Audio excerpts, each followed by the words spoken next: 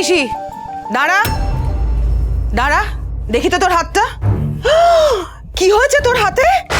কি হয়েছে? মা, ঋষি তো রক্ত বেরোচ্ছে, অনেক রক্ত।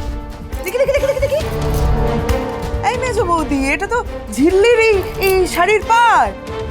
ঋষি, হ্যাঁ, তার মানে এই মেয়েটার জন্য আবার তুই বিপদে পড়েছিস? মারপিট করেছিস তুই এই মেয়েটার? মা কিছু হয়নি, তেমন কিছু হয়নি, কিচ্ছু হয়নি, প্লিজ। এই মেয়ে, কি হয়েছে বলো? কি করেছো আমার ঋষির সাথে বলো? কিছু হয়নি মা, বলছি তো তোমরা এত অশান্তি করো কেন আমি জানি না। আর তাছাড়া এটা হয়েছে ওর সাথে দেখা করার আগে। মিস্টার সিংহ, আপনি কেন? Please just shut up, would you just move, যাও।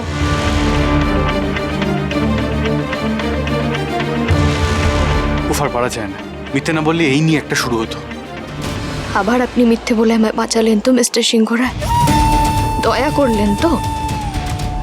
আর আমি আপনার দয়া সহ্য করব না। গল্প লিখে চাকরি জোগাড় করে আমি ঋণ শোধ করব।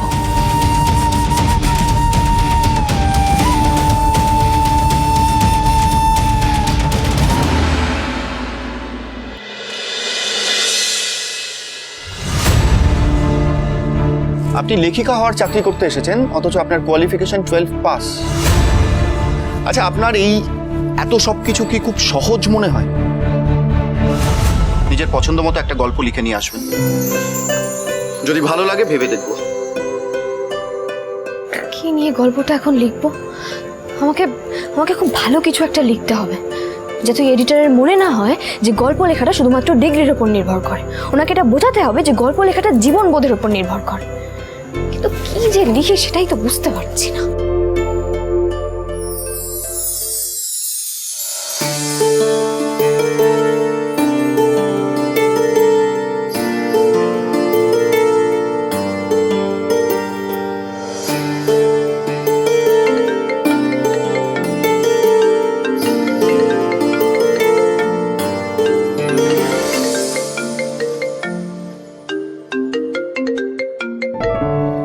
হ্যাঁ প্রফেসর, বলুন। ও থ্যাংক ইউ সো মাচ। কিন্তু আমাকে, আমি লেকচার অ্যাটেন্ড করতেই পারি, কিন্তু আমাকে একবার দেখতে হবে ওই পার্টিকুলার ডেটে আমার কোনো অ্যাসাইনমেন্ট আছে কিনা। I shall get back to you accordingly. Okay, thank you so much.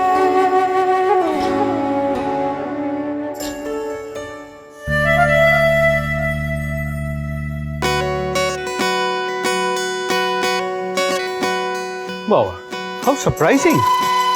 হ্যাঁ, তুমি জানো না কি যে কোনো জায়গায় কেটে গেলে, ছড়ে গেলে, পুড়ে গেলে সেটা জায়গাটা ধুয়ে মলম লাগিয়ে ব্যান্ডেজ লাগাতে হয়?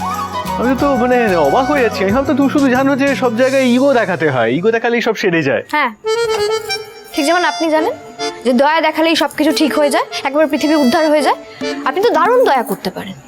এখন আমাকে টেরা টেরা কথা না শুনিয়ে হাতটা ওয়াশ করে ব্যান্ডেজটা লাগিয়ে নিন, নাহলে আমাকে অযথা অপমানিত হতে হবে।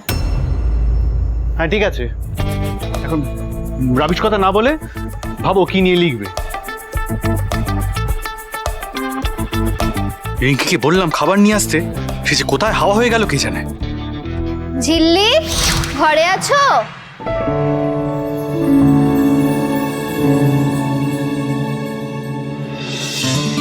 কি ব্যাপার, তোর তিনজনে একটা থালা ধরে আছিস কেন? থানি টেকেছিস নাকি ওখানে? রিঙ্কি যদি ফেলে দেয় তার জন্য। না, আর তো ফেলবে না, মেজদা ভাই আছে, মেজদা ভাই ধরে নেবে। রাবিশ।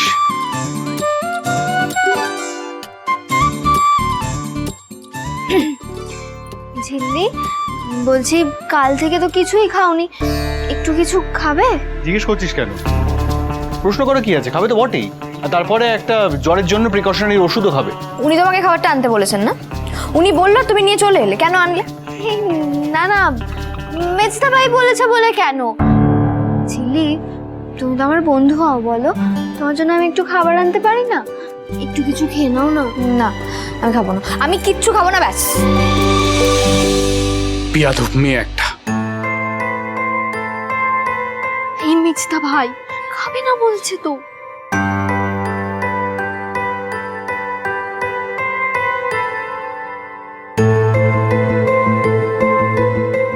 ঝিল্লি, আমি তাহলে আসি।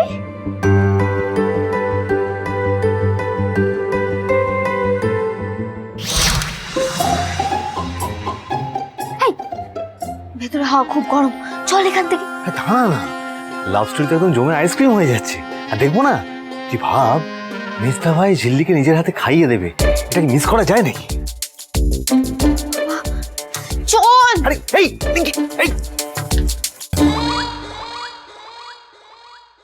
রাগটা তো আমার উপর হয়েছে, খাবারের উপর রাগ কেন দেখাচ্ছ?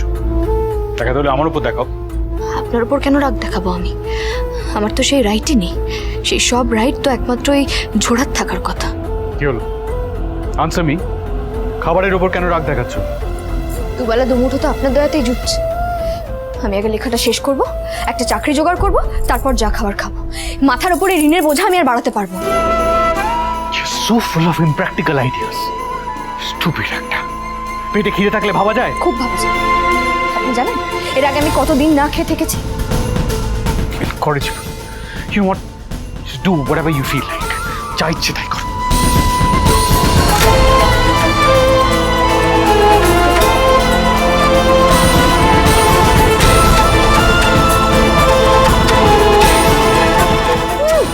আমি আমার ইচ্ছে মতো কিছু করতে চাইলেই যেন করতে পারবো, কিচ্ছু করতে দেবেন। আমি জানি উনি আমাকে কিচ্ছু করতে দেবে না। আমার সব বিষয় শুধু নাক গলাবে আর ধমকাবে।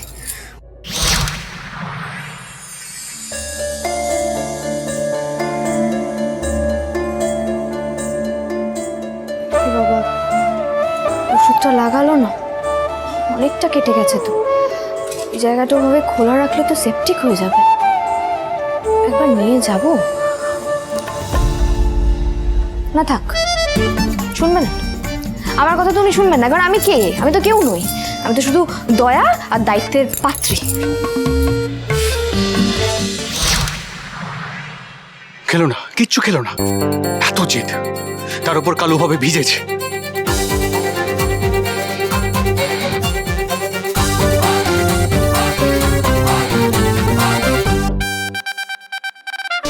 এই, আমাকে একটা কাজ দে। এই কোনো কাজ খুঁজে পাচ্ছিস না পালানোর জন্য, তাই তো? তোরা যে এইসব করে কি মজা পাস তোরাই জানিস। না মেজদা ভাই, আমি তো ওয়েট করছিলাম যে ঝিল্লি ঠিক মতো করে খেলো কিনা। হ্যাঁ মেজদা ভাই, ও খেয়েছে। খাবে আর কোন পেটে? পেট ভর্তি তো খালি জেদ আর জেদ। আমি তো অনেক কনভিন্স করার চেষ্টা করলাম, আমার কথা তো শুনলো না। বলছি কথা বললি নাকি ধমক দিলি? হ্যাঁ, তোরা ওকে সাপোর্ট করেই কথা বল। তোরা সবাই একই দলে বাঁধর তো। শোন, একটু খাওয়ানোর চেষ্টা কর, আর সময় নষ্ট করবি না ওর সঙ্গে কথা বলে। খাওয়ানো হয়ে গেলে বলবি ওর কাজে যেন কনসেন্ট্রেট করে। এই মেজদা ভাই, বলছি যে এই কাজের কেসটা কি? হ্যাঁ ঠিকই তো। কি কাজ রে? ঝিলি আমার সহেলির অফিসে গিয়ে একটা চ্যালেঞ্জ নিয়ে এসেছে। ওকে একটা লেখা সাবমিট করতে হবে, যদি অ্যাপ্রুভড হয় তাহলে ও একটা চাকরি পাবে। তো ও তো এত ইম্যাচিওর, আমার কথা তো শোনে না। তোরাই ওকে কনভিন্স করে দেখ যদি খাওয়া দাওয়া করে। হ্যাঁ মেজদা ভাই, তুই একদম চিন্তা করিস না, আমরা তো আছি, আমরা ওকে বোঝাচ্ছি। রিঙ্কি চল। হ্যাঁ এই চল মানে কোথায় যাচ্ছিস? বোঝাতে। বোঝাতে তুই কেন যাবি? ওরা যাবে, তুই যাবি আমার সাথে অফিসে চেঞ্জ করে। চল অফিস, চল। সত্যি তোরা দাঁড়িয়ে কি দেখছিস? যা।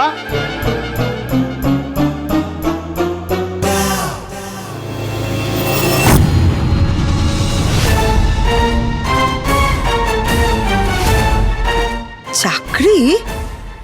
ও বাবা, এ মেয়ে আবার চাকরি করবে? মেজবতীকে গিয়ে তো জানাতে হচ্ছে পুরোটা। চাকরি মানেটা কি? ওই মেয়ে এখনো ঠিকমতো সংসার সামলাতে শিখলো না। ঋষির জন্য দুশ্চিন্তায় আমার রাতে ঘুম হয় না, আর ওই মেয়ে ব্যাগ দুলিয়ে চাকরি করতে যাবে? এখানেই শেষ নয় মেজ বৌদি, এখানেই শেষ নয়। আমি আজ থেকে দেখছিলাম মেজ বৌদি। হ্যাঁ, এই যে মেয়েটা কাজ করবে বলছে, কাজ করবে বলছে, ঋষির তাতে একেবারে পূর্ণ সমর্থন আছে, পূর্ণ সমর্থন। ঋষি মেয়েটাকে লাই দিয়ে দিয়ে মাথায় তুলে দিচ্ছে। মেজ বৌদি, ও মেজ বৌদি, কি হবে বলো তো এবার? কি হবে তোমার ছেলেটার? ঘুচাচ্ছি, ওই মেয়ের চাকরি করে না, আমি ঘুচিয়ে দেব। খাবার একটু খেয়ে নাও না গো। না রে বাবা, রিঙ্কি বুঝতে পারছো না, আমার এখন খিদে নেই। আরে বাবা, খিদে নেই বললে হবে? হ্যাঁ দেখো, আমরা কিন্তু সবাই বুঝতে পারছি তুই মেজদা ভাইয়ের ওপর খুব রেগে আছো। এই বলছি, একটু পেয়ারা মাখা খাবে? দুজনে সুজনে রয়েছি যেন তেঁতুল পাতা।